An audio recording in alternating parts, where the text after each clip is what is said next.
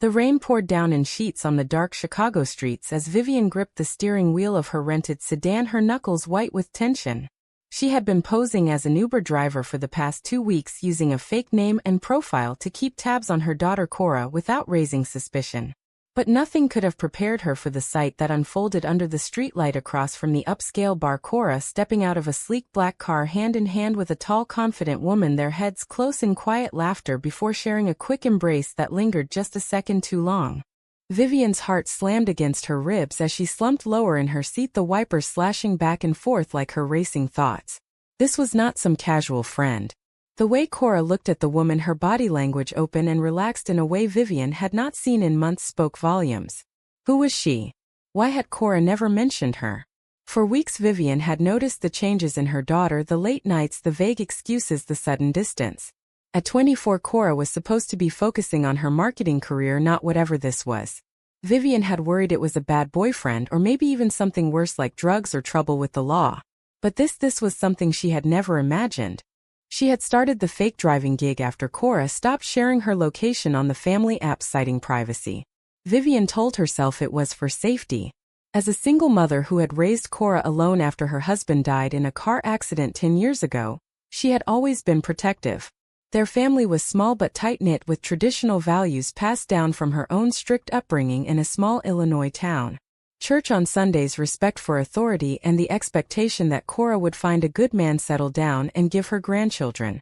That was the plan, the future Vivian had sacrificed everything for.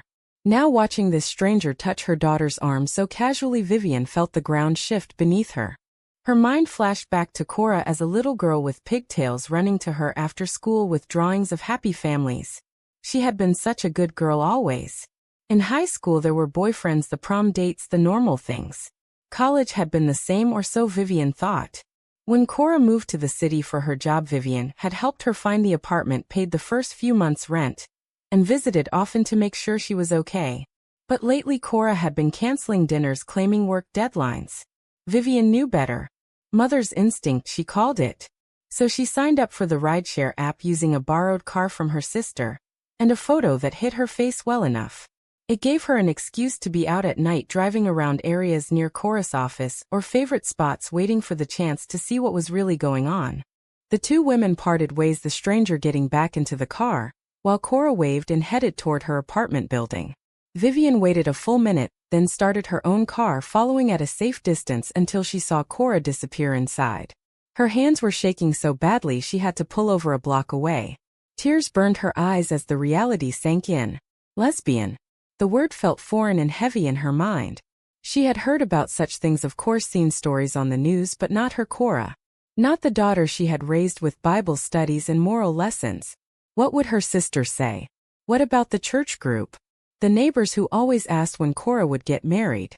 The shame, the whispers, the judgment it would bring on their family. Vivian drove home in a daze, the city lights blurring through her tears. Once inside her modest suburban home, she poured a glass of wine and sat at the kitchen table, staring at a photo of Cora from graduation.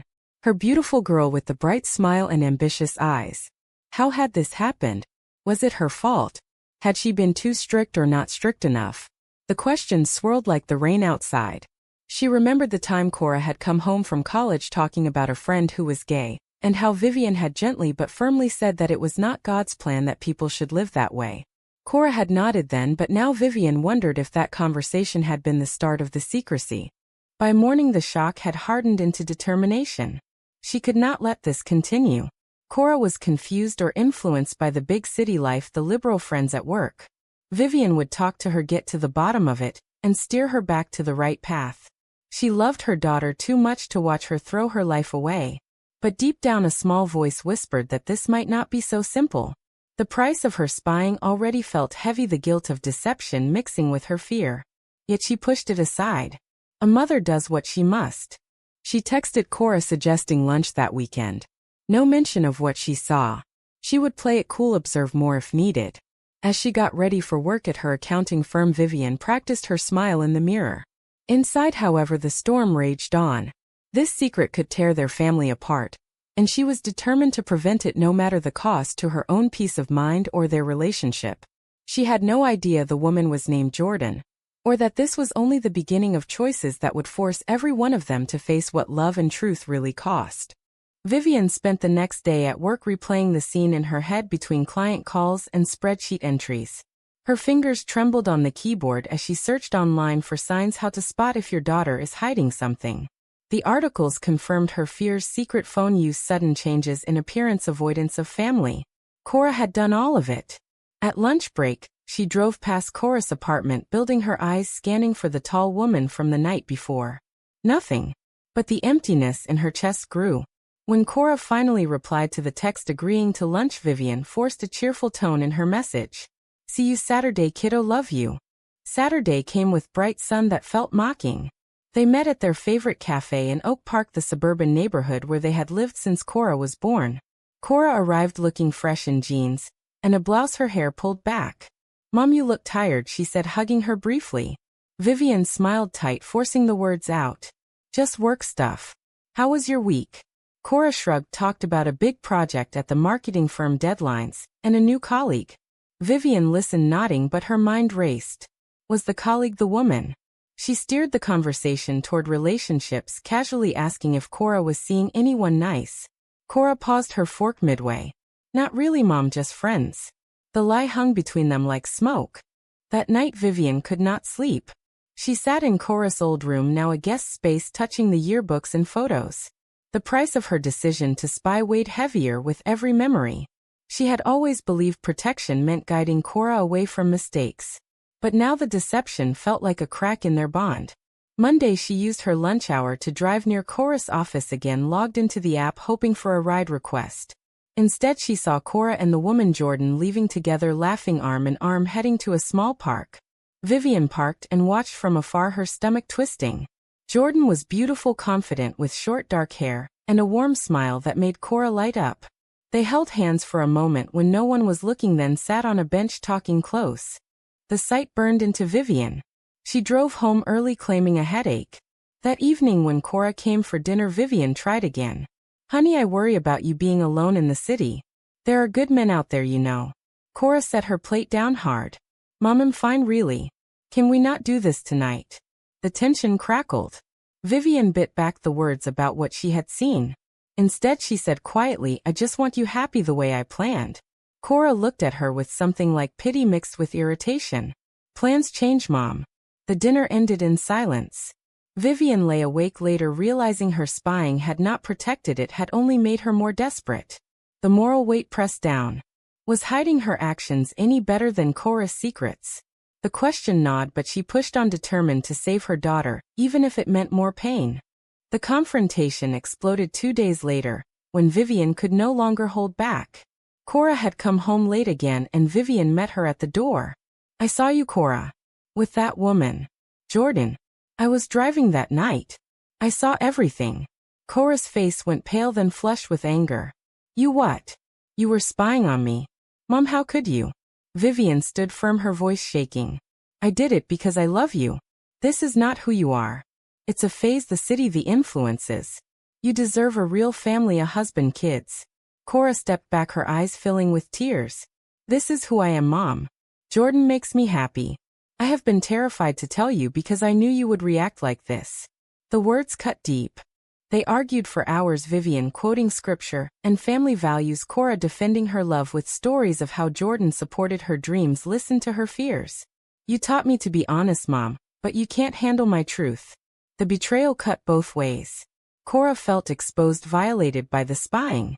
Vivian felt her world crumbling, the daughter she knew slipping away. By the end, Cora packed a bag. "I'm staying with Jordan for a while. Don't call me until you can accept me." The door slammed and Vivian collapsed on the couch, sobbing. The price was immediate: the empty house, the silence, the guilt that her protection had pushed Cora away. She called her sister that night, confessing everything. The family would rally, they said, but the judgment in their voices was clear. What would the church think? Vivian hung up, feeling more alone than ever. Her decision to spy had cost her the closeness she treasured most. Yet in her heart she still believed she was right. The moral line blurred with every tear. Cora arrived at Jordan's small apartment in the city, her heart heavy but lighter in one way. Jordan opened the door, pulled her into a gentle hug. "What happened, love?" Cora told her everything, the spying, the fight, the words that still stung. Jordan listened, holding her hand, stroking her hair. I'm so sorry you had to go through that. But I'm here. We face this together. Their evening was quiet, shared takeout, and soft talk about the future. Jordan, a graphic designer herself, understood the fear of family rejection. She had come out years ago, her own parents distant, but not cruel. For Cora the cost was higher, the cultural weight of expectations from her mother's side. They held each other on the couch, no rush, just comfort, the kind of bond that had grown over 6 months of stolen moments at cafes and quiet walks. The next weeks brought more pressure.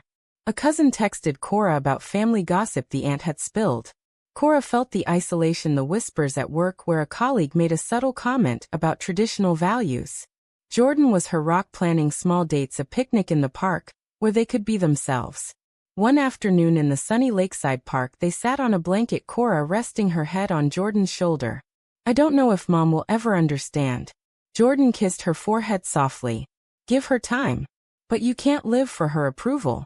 The happiness was real, but fragile, the societal stares from passers-by, the internal doubt in Cora's mind about hurting her mother. The trade-off was clear: love versus family peace.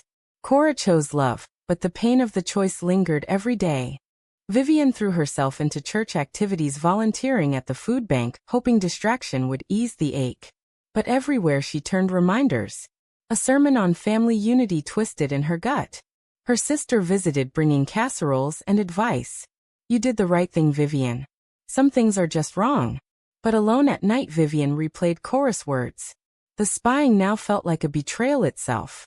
She researched online, read stories of parents who accepted their gay children, saw the joy in their eyes. Doubt crept in. Was her love conditional? She drove past Jordan's building one evening, saw the two women through a window laughing over dinner. The sight no longer only shocked, it hurt with a new layer of regret. The moral crisis peaked when a neighbor asked about Cora and Vivian lied, saying she was fine. The lie tasted bitter, mirroring her own deception. Family pressure mounted, a relative suggested therapy to fix Cora. Vivian nodded, but inside she questioned if fixing was needed, or if she had broken something precious. The awakening was slow, painful, the realization that her actions had consequences far beyond her control. The climax came at a family gathering. Vivian had begged Cora to attend, hoping for reconciliation. Cora arrived with Jordan by her side, tense but resolute. The room fell silent. Vivian stood, her voice breaking. I was wrong to spy. I was scared for you. But seeing you happy, even if it's not what I planned, I see the cost I made you pay. Cora hugged her mother, tears flowing. It hurt, Mom, but I can't hide anymore. Jordan stood supportive. We love each other. That's not changing. The evening was raw, conversations about prejudice, the church, the city life clashing with tradition. Not everyone accepted, but a bridge formed, fragile. Vivian watched Cora and Jordan leave hand in hand, the sight still unfamiliar, but less terrifying. She had paid with her pride, her peace. Cora had paid with years of fear. In the quiet after everyone left, Vivian sat with the photo again, whispering a prayer, not for change, but for understanding. The choices had reshaped them all. Was a mother's desperate spying an act of true love that ultimately saved her daughter from pain? Or the deepest betrayal that forced her to choose between family and authenticity forever?